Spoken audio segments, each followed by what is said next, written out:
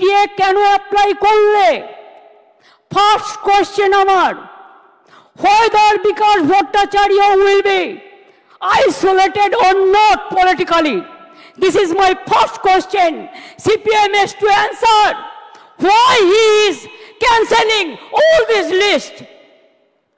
আজকে বাইরে আমার নামে বড় বড় কথা বলছো, আমি তো করিনি, আমি তো চাকরিগুলো দিয়েছিলাম, আমার সরকার দিয়েছিল। একটা দুটো কাজ করতে গেলে ভুল হতে পারে, সে ভুল সংশোধন করে নেওয়ার জন্য তুমি প্রশাসনকে সময় দাও, তা তো তোমরা দাওনি। Right to make blunders, Netaji Subhas Chandra Bose বলেছিলেন ভুল করাটাও একটা অধিকার, যদি কারো ভুল হয়ে থাকে সেই ভুলটাকে সংশোধন করার দায়িত্ব কার? কোর্ট যদি প্রশাসনকে দিত, কোর্ট নিশ্চয়ই কোর্টের কথা মেনে প্রশাসন সে কাজটা করতে পারত। তারপরে গেল ডিভিশন বেঞ্চে, সব বাতিল। আমার মনে আছে সঙ্গে সঙ্গে আমি এডুকেশন ডিপার্টমেন্টকে বললাম, সব ভালো ভালো লয়ার দিয়ে 2024-এ আমি দুর্গাপুরে মিছিল করছি ইলেকশনের সময়, তখন হঠাৎ খবর পেলাম যে, তখন কি খবর পেলাম শুনুন, যাদের ভালো লাগবে না তারা নিজেদের জায়গা মতো থাকতে পারেন, আমার কোনো অসুবিধে নেই, বাট যেটা দরকারি সেটা আমার বলতে হবে। আমার কথা আমি সারাক্ষণ গালাগালি খাবো, আর আমার কথা আমি কাউকে বলতে পারবো না ভাই বোনেরা আমার, তা কি হয়? আমরা তো সবাইকে ডেকেছি। যার ইচ্ছে থাকবেন, যার ইচ্ছে শুনবেন, যার ইচ্ছে গ্রহণ করবেন, যার ইচ্ছে বর্জন করবেন, গণতান্ত্রিক অধিকার সবার আছে। কিন্তু মনে রাখবেন, মানুষ যখন বিপদে পড়ে তাকে ধৈর্য ধরে শুনতে হয়। 2024 সালে আমি আসানসোলে দুর্গাপুরে মিছিল করছি, আমার কাছে খবর এলো সুপ্রিম কোর্টে আমরা যখন অ্যাপিল করেছিলাম যে হাইকোর্টের রায়টাকে স্টে করে দেওয়ার জন্য, এবং তদানীন্তন বিচারপতি মিস্টার রেসপেক্টেড চন্দ্রজিৎ, আমাদের চন্দ্রচূড়জি সেটাকে স্টে করে দেন। অর্থাৎ হাইকোর্ট থেকে যে ভবিষ্যৎটা অনিশ্চিত হয়েছিল সেই ভবিষ্যৎটা তিনি নিশ্চিন্ত করে দেন। তারপর আবার দেখলাম আরেকজন বিচারপতি এলেন, একজন প্রধান বিচারপতির একটা রায়কে আর একজন প্রধান বিচারপতি সম্পূর্ণভাবে যোগ্য অযোগ্য না দেখে বাতিল করে দিলেন। মনে রাখবেন, আমায় যদি কেউ চ্যালেঞ্জ করে, আমি কিন্তু চ্যালেঞ্জটাকে মোকাবিলা করতে জানি। আমি কোর্টকে বলছি না, এটা কোর্টের দোষ নয়, দোষ তো সেই মুখ আর মুখোশদের যারা আপনাদের নিয়ে খেলা করেছে। বাট আমি একটা কথা বলতে চাই, আমি বেঁচে থাকাকালীন যোগ্য প্রার্থীদের কারো চাকরি কেড়ে নিতে দেব না। It is my commitment.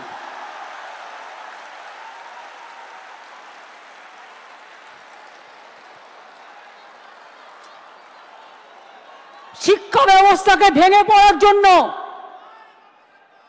ভেঙে ফেলে দেওয়ার জন্য, শিক্ষা ব্যবস্থাকে ভেঙে ফেলার জন্য একটা চক্রান্ত চলছে, একটা পরিকল্পনা চলছে।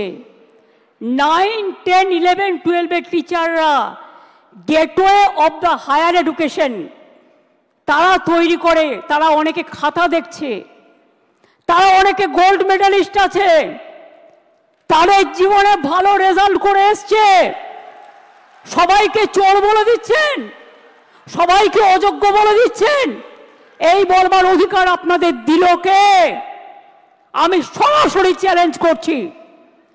আর এই রায়ের পেছনে কিছু খেলা তো নেই, সেই খেলাটা কে খেলেছেন? একজন প্রধান বিচারপতি স্টে করে দিচ্ছেন। আমরা তো মনে করি আইনের সম্মান একজন যেটা করে, উচ্চ আদালতের সর্বোচ্চ আদালত ন্যায় দেবেন, এটাই আমরা আশা করি। বিচারের বাণী যেন নীরবে নিভৃতে না কাঁদে, এটাই আমরা আশা করি। আমরা আশা করি কণ্ঠ আমার রুদ্ধ আজকে, বাসি সঙ্গীত হারা অমাবস্যার কারা, লুপ্ত করেছে আমার ভুবন দুঃস্বপ্নের তলে, তাই তো তোমায় শুধাই অশ্রু জলে। যাহারা তোমার বিছাইছে বায়ু, নিভাইছে তব আলো, তুমি কি তাদের ক্ষমা করিয়াছ? তুমি কি বেসেছ ভালো? আমরা সরকারের পক্ষ থেকে শিক্ষা ব্যবস্থা যাতে ভেঙে না পড়ে তার জন্য আমরা প্রথমে আমি একটু কোর্টের ভাষায় বলি। কোর্টের ভাষাটা, তার কারণ মনে রাখবেন, কোর্ট যখন একটা রায় দেয় সে রায়টাই নাকি চূড়ান্ত রায়। সেই জন্য একটু কোর্টের ভাষায় বলি। সুপ্রিম কোর্ট বলেনি কে যোগ্য কে অযোগ্য, তালিকা দেয়নি। সরকারকে যোগ্য ও অযোগ্যদের আলাদা করার সুযোগ আদালত দেয়নি। ফ্যাক্ট ফাইন্ডিংয়ের অনুমতিও দেয়নি। সিবিআই যা যা কাগজপত্র চেয়েছিল তদন্ত করার জন্য, এসএসসি সব কাগজপত্র তাদের দিয়ে সাহায্য করেছিল। আমরা লয়ার কাদের দিয়েছিলাম শুনে রাখুন, আমরা লয়ার যাদের দিয়েছিলাম এবং এখনো দেব, সেই লয়ার কারা একটু জেনে রাখুন, আপনাদের জানার প্রয়োজন হয়। তার কারণ, জাস্ট এ মিনিট,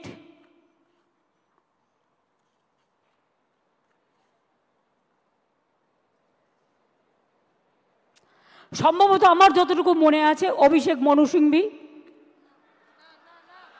ছাত্রদের হয়ে লড়েছে। যাই হোক, তোমাদের সাপোর্ট দিয়েছি আমরা, হেল্পিং হ্যান্ডস। অভিষেক মনু সিংভি, এবার আমরা বলেছি, এবার আমরা কাদের নিচ্ছি সেটা বলে দিচ্ছি।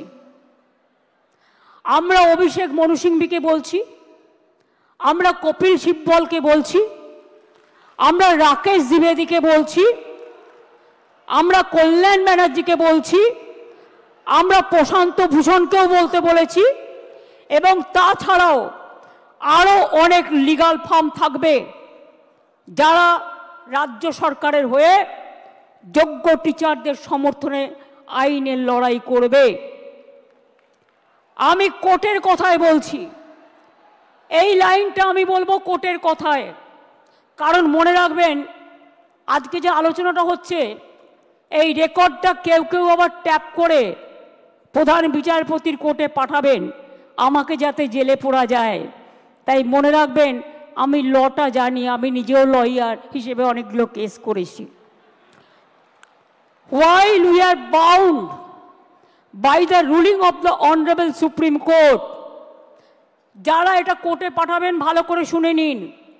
While we are bound by the ruling of the Honorable Supreme Court, we are taking proactive steps to ensure that the situation is handled with the utmost care and fairness. We will explore all possible legal avenues, including seeking modifications of the judgment and other reliefs to provide justice to those who have been affected. যারা আজকে শিক্ষা কাঠামোকে সম্পূর্ণ ভেঙে দিয়েছে, আমি তাদের জন্য বলতে চাই, আমরা এটা নিশ্চিত করব, আমরা একটা ক্ল্যারিফিকেশন চাইব প্রথমে। তার কারণ যে যারা এখন চাকরি করছেন, ভালো করে শুনুন, এইটা আমরা ক্ল্যারিফিকেশন চাইব কোর্টের কাছে ফার্স্ট, যে তারা আজকে কি করবেন। আপনারা যে বললেন নতুন করে পরীক্ষা নিয়ে লিস্ট করতে, আগে আমাদের জানতে হবে যে স্কুলের বাচ্চাগুলোকে তারা পড়াতেন, যারা স্কুলে যেতেন, যারা কাজ করতেন, যারা শিক্ষক শিক্ষিকারা আজও স্কুলে অনেকে যাচ্ছেন, তাদের জন্য আপনাদের কি ক্ল্যারিফিকেশন? স্কুল কে চালাবে? কাজগুলো কে চালাবে? না খেয়ে মানুষ মেরে দেবার অধিকার তো আমারও নেই, আপনারও নেই, কারোরই নেই। তাই এইটার ব্যাপারে আমার অনুরোধ, যারা চাকরি দিতে পারবেন না তারা যেন চাকরি কেড়ে না নেন, এটা নিশ্চিন্ত করবার জন্য যা করার এডুকেশন ডিপার্টমেন্ট করবে। আদালতের রায় বেরোনোর 15 মিনিটের মধ্যে আমি নিজে চিফ সেক্রেটারি এডুকেশন ডিপার্টমেন্টকে দিয়ে ডিটেলস মিটিং করিয়েছি এবং আমরা আমাদের প্রসেস শুরু করতে বলেছি। আদালতের রায় বেরোনোর 2 ঘন্টার মধ্যেই চিঠি পাঠানো হয়েছে কমিশনকে। আমার বিশ্বাস, আমি আপনাদের বলছি, আমি এখন ভবিষ্যতেরটাও বলে রাখছি, ধরুন ক্লারিফিকেশনে বলে দিল না চাকরি করা যাবে না যতক্ষণ পর্যন্ত ফ্রেশ অ্যাপয়েন্টমেন্ট হবে না।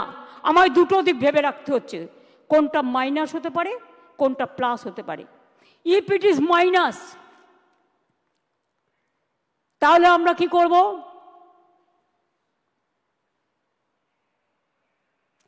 মাইনাসেরটা আমার না বলাই ভালো, আমার মাথায় কিছু আছে।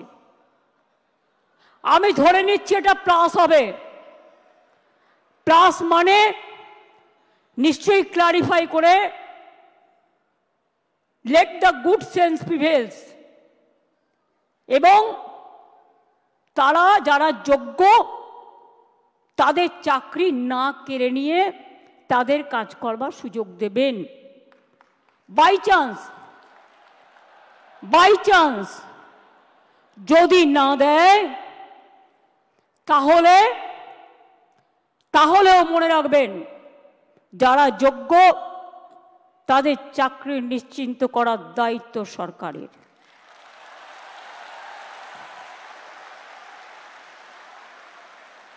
পরিষ্কার বলছি, কোনো রাগঢাক নেই। সুপ্রিম কোর্টের আইন অনুযায়ী করব। কিভাবে করব? যখন কেউ পথ দেখায়, পথের মধ্যেই পথ খুঁজে নেয়। পথে চলতে গেলে গর্ত আসতে পারে, পথে চলতে গেলে কিছু রাস্তা ভাঙা থাকতে পারে, বাট ভাঙা রাস্তা পেরিয়েই মানুষকে এগিয়ে যেতে হয় সফল রাস্তায়। এবং তাই মনে রাখবেন, আমাদের plan A ready, B ready, C ready, D ready and E ready. মনে রাখবেন, এই যোগ্য টিচারদের চাকরি যাতে কোনোভাবে না যায়। যদি বলে তোমাকে 2 মাসে প্রসেস করতে হবে, আপনাদের তো কেউ চাকরি টার্মিনেট করেনি এখনো পর্যন্ত, করেছে কি? কোনো নোটিশ পেয়েছেন? আপনার বিরুদ্ধে দুর্নীতি না যদি প্রমাণ করতে পারে, তো কি আপনাকে কেউ যেতে বারণ করেছে? যান না, আপনি আপনার কাজ করুন না। আপনার কাজ কে বারণ করেছে? আপনারা বাচ্চাদের শিক্ষা দেবেন না? আপনারা বাচ্চাদের পড়াবেন না? আপনারা স্কুলগুলোতে ক্লাস করবেন না? হ্যাঁ, তখন যদি সুপ্রিম ভলেন্টারিলি সার্ভিস কিন্তু সবাই দিতে পারে, সেখানে কিন্তু আটকাবার কোনো জায়গা নেই কারো। সেখানে কি করে আপনাদের চলবে? ধরুন ধরে নিলাম ওরা করলো না, বলল না হবে না, তখন আমি কি করব? তখন আমি এডুকেশন ডিপার্টমেন্টকে রিকোয়েস্ট করতে পারি। কি রিকোয়েস্ট? এটা আমরা লিগাল আলোচনা করেই বলছি যে 2 মাস বলেছে তো 3 মাসের মধ্যে প্রসেস কমপ্লিট করতে হবে। যারা চাকরি করছেন, দাঁড়া, আরে ভাই, আমি মাইনাসটা তো বলে রাখবো। ধরুন যদি না করে সুপ্রিম কোর্ট, তাহলেও মনে রাখবেন অল্টারনেটিভ যা করার আমরা করব। এবং সেক্ষেত্রে আপনারা যাতে আবার চাকরি ফিরে পান, তার ব্যবস্থা প্রসেসের মধ্যে দিয়েই 2 মাসের মধ্যেই কমপ্লিট হবে এবং আপনাদের চাকরি ব্রেক হবে না। কারণ আপনার এক্সপিরিয়েন্স এবং অ্যাডিশনাল কনসেশন আপনারা পাবেন যারা 10 বছর ধরে চাকরি করছেন। এটা মাথায় রাখবেন।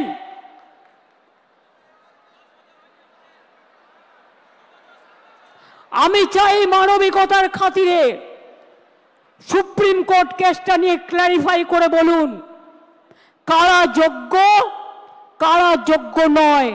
আমাদের হাতে লিস্টটা তুলে দিন। 2 হচ্ছে, আমরা এটাও জানতে চাইব, শিক্ষা ব্যবস্থাকে ভেঙে দেওয়ার অধিকার তো কারো নেই।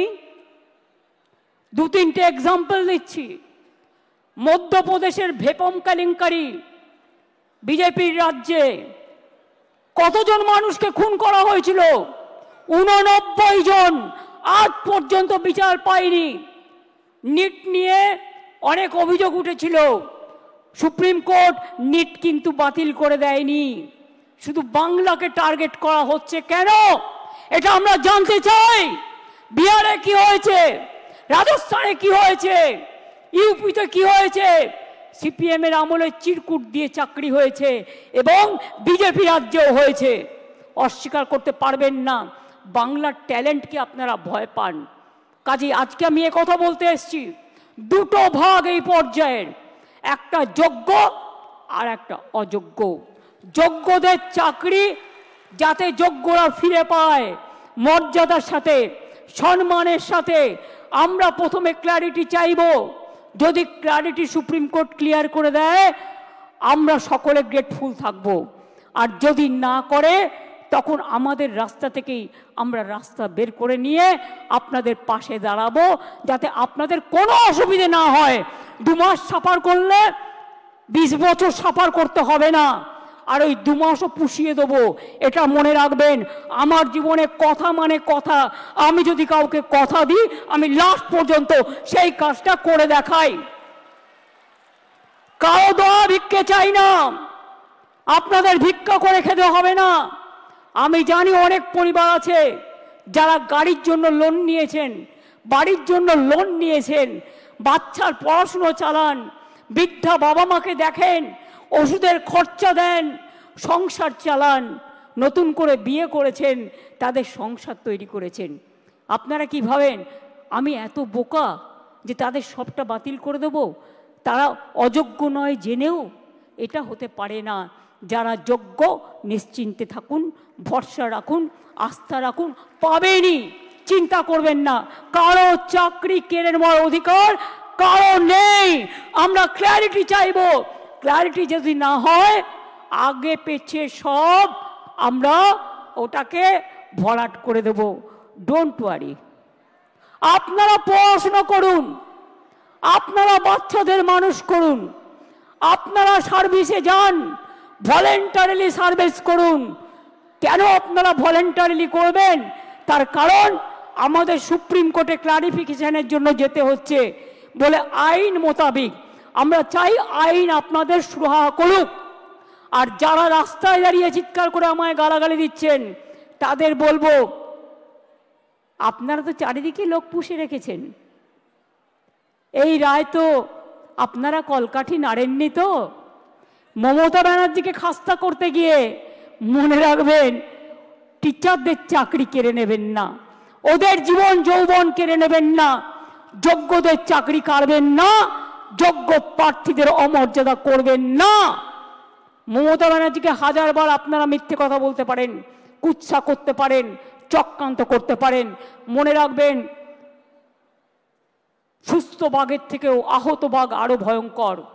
এই আঘাত আপনাদের আঘাত নয়, এই আঘাত আমার উপর মানসিকভাবে আঘাত, আমাদের সরকারকে আঘাত করেছে। এই আঘাতের প্রত্যুত্তর আমরা ফিরিয়ে দেব কাজের মধ্যে দিয়ে, সম্মানের মধ্যে দিয়ে, জীবন জীবিকার মধ্যে দিয়ে। চিন্তা করবেন না। আর কেউ কারো উস্কানি সুরে, প্ররোচনা শুনে প্লিজ দয়া করে প্ররোচিত হবেন না। মনে রাখবেন মাথার ওপরে আমরা আছি, মামাটি মানুষের সরকার আছে, কারো প্রতি কোনো অবিচার আমরা করব না। এটা আমি কথা দিয়ে গেলাম, এটা আমি কথা দিয়ে গেলাম, এটা আমি কথা দিয়ে গেলাম। যারা বলছে 2026-এ করবেন, দাঁড়ান 1 সেকেন্ড আরেকটা শুনে নিন। ত্রিপুরায় 10,000 টিচারের চাকরি হয়ে গিয়েছিল কোর্টের জন্য। বিজেপির ম্যানিফেস্টো বলা হয়েছিল, প্রতিশ্রুতিতে প্রথমবার, এবার তো দ্বিতীয়বার এসছে, যে তারা জিতলে সব টিচারদের চাকরি ফিরিয়ে দেবে। দেয় তো নি, উপরন্তু যারা প্রতিবাদ করতে গিয়েছিল তাদের মাথাগুলো মেরে ফাটিয়ে দিয়েছে। সুতরাং মনে রাখবেন, এদের বিশ্বাস করবেন না। এরা দুমুখে কেউটে সাপ। আমরা এক নয়, এটা মাথায় রাখবেন। আম গাছে কখনো আমরা ফলে না। আর আমরা গাছে কখনো আম ফলে না, এটা মাথায় রাখবেন। এবং তাই এই কেসটাও আমরা লড়বো just like a royal Bengal tiger. আর আমি স্টুডেন্টদের বলবো, এই ডিপ্রাইভড টিচার অ্যাসোসিয়েশনের যারা আছে তারাও একটা গ্রুপ করে, আমরা যে লয়ারদের দিচ্ছি তারাও যদি মনে করেন তারা কনসাল্টিং প্রসেসে থাকবেন তাদের স্যাটিসফ্যাকশনের জন্য, আমি এডুকেশন মিনিস্টার এবং সেক্রেটারি এবং চিফ সেক্রেটারি এখানে আছে, তাদের রিকোয়েস্ট করব ওদের থেকেও একটা স্মল গ্রুপ তৈরি করে নাও। আর এদের আপনারা ডিপেন্ড করুন যাতে টাইম টু টাইম সঠিক মেসেজ আপনারা করতে পারেন। আমি এইটুকু বলবো, নিশ্চিন্তে থাকুন, ভরসা রাখুন। আগে আমাকে যোগ্যদেরটা ঠিক করতে দিন, আগে আমাকে যোগ্যদেরটা ঠিক করতে দিন, তারপরে আমি অন্য কথা বলবো। আমি আবার ডাকবো, আগে যোগ্যদেরটা হয়ে যাক, বাদ বাকি যারা থাকবেন, যাদের অযোগ্য বলা হচ্ছে তাদের বিরুদ্ধে কি কি এভিডেন্স আছে আমি দেখব। সত্যিই যদি এভিডেন্স প্রমাণিত হয় তারা অযোগ্য, তখন আমার কিছু হয়তো করার থাকবে না ওই ডিপার্টমেন্টে, কিন্তু সেটা নিয়ে আমরা আলোচনা করব পরে। আগে ফার্স্ট ফেজ যোগ্যদেরটা রক্ষা করা, সেকেন্ড ফেজ কাকে অযোগ্য বলেছে, কেন বলেছে, কি কারণে বলেছে, কোন এজেন্সি তদন্ত করেছে, কি কি কাগজপত্র আছে, টোটালটা দেখব। তারপরে তাদের নিয়ে আমি আলাদা করে মিটিং করে আমাদের কথা বলবো। আমার মনে হয় আপনারা নিশ্চিন্তে থাকুন, চিন্তা করবেন না এবং যোগ্য অযোগ্যের মধ্যে গন্ডগোল লাগাবেন না। ভাই ঠিক আছে, ঠিক আছে, যে কেউ অ্যাপ্লিকেশন দিতে পারেন। আমি এটাই বলবো, নিশ্চিন্তভাবে আপনারা বাচ্চাদের শিক্ষা দিন এবং যোগ্যরা যারা আছেন শিক্ষা দিন, শিক্ষিত করুন। বাদবাকি যারা আছেন আমি বলেছি তো পরে কথা বলবো, তাদের সাথেও যখন সুযোগ হবে আমি নিশ্চয়ই তাদের কথা শুনবো। এবং ফার্স্ট আমাকে তদন্তটা করতে দিন, ফার্স্ট আমাদের তদন্তটা করতে দিন। আমরা দেখতে চাই, শুনুন, পথ যখন হারিয়ে যায় নতুন পথ একটা খুঁজে পাওয়া যায়। কাজেই দুটো পথই আমাদের কাছে, আমরা ক্লারিফিকেশন চাইব, আইনের ধারা অনুযায়ী কাজ করব, আইন মোতাবেক কাজ করব। বাট কারো চাকরি যাওয়াটা আমাদের ধর্ম নয়, চাকরি ফিরিয়ে দেওয়াটা, চাকরি করে দেওয়াটা আমাদের ধর্ম। আমি এইটুকু বলে আমি আশা করব শিক্ষক শিক্ষিকারা তাদের কাজে তারা যেমনভাবে কাজ করছেন তারা কাজ করবেন, তাদের যেন কোনো রকমভাবে কোনো অসুবিধে না হয়। শিক্ষক না হলে আমার শিক্ষা ক্ষেত্রটাই টোটাল কোলাপস করে যাবে, বাচ্চারা পড়াশোনা করতে পারবে না। অনেকে খাতা দেখছেন, তারা খাতা দেখতে পাচ্ছে না। ভাই দাঁড়াও, তুমি কি অযোগ্য লিস্টে আছো? দাঁড়াও, তুমি কি অযোগ্য লিস্টে আছো? তুমি যোগ্য না অযোগ্য লিস্টে? তো যোগ্যদেরটা তো বলে দেওয়া হয়েছে, আবার কি? We have said everything. I think it is clear, it is very clear, nothing is left out. বলে দিয়েছি যারা যোগ্য তারা পাবেন, চিন্তা করার কোনো কারণ নেই। গায়ের জোরে ফোর্সফুলি তর্ক করে কিছু হয় না, ভালোবাসার দ্বারা যেটা হয়। তাই আপনাদের বলবো, এরপরেও যদি কারো কিছু বলার থাকে, আপনারা যে স্মল গ্রুপ আমরা তৈরি করে দিচ্ছি তাদের মাধ্যমে এডুকেশন মিনিস্টারকে মিট করে কথা বলুন। আমি যোগ্যদের চাকরি কাটব না, যেমন করেই হোক কোনো না কোনো ব্যবস্থা করে দেব, আমি এটুকু আপনাদের বলতে পারি। চিন্তা করবেন না, আগে কোর্টে যাব, কোর্টে গিয়ে কোর্টের সিদ্ধান্ত জানব, কোর্টে ক্লারিফিকেশন নেব, তারপরে কি ব্যাপার, কি ব্যাপার ওটা তো আমি আইনের ব্যাখ্যা বললাম।